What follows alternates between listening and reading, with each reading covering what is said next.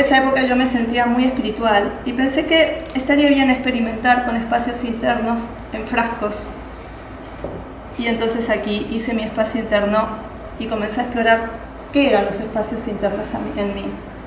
Y entonces estuve trabajando en la espiritualidad, en las sombras y en el vacío. Como veis, es muy pequeñito.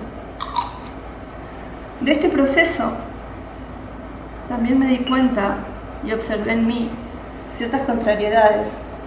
Curiosamente, lo espiritual lo sentía súper grande y así, toda amarilla.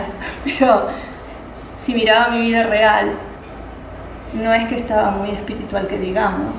Y entonces ahí comencé a darme cuenta de muchas cosas con respecto a mi espiritualidad, a que había mucho ego en mi espiritualidad, a que mi espiritualidad se veía tan hermosa y tan bella, pero yo dentro no la practicaba tanto como quería, como deseaba en realidad.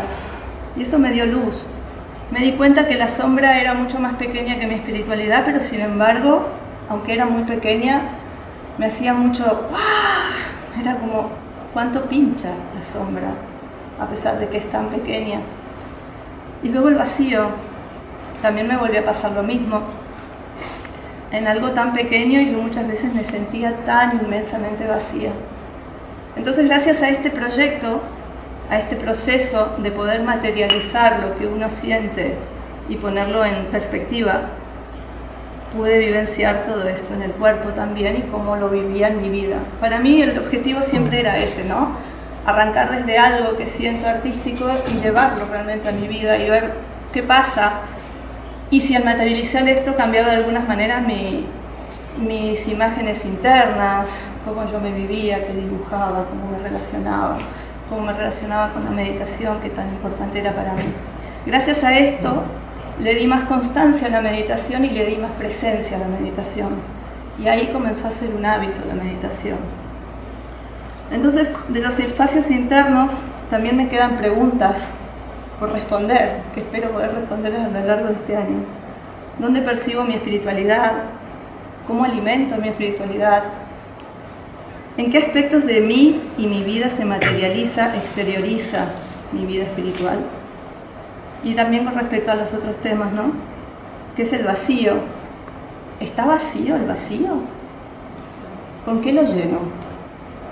¿Cómo influyen mis emociones en mi espiritualidad y mi espiritualidad en mis emociones? ¿Dialogan entre sí mis espacios internos? ¿Hay puertas entre ellos para que puedan relacionarse? ¿Qué pasa en mis sombras?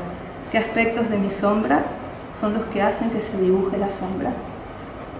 Si la sombra es la silueta de la luz, ¿de dónde viene esta luz? ¿Qué es la luz para mí? ¿O quiénes son luz para mí? ¿Los espacios internos cambian? ¿Qué o quiénes los hacen cambiar?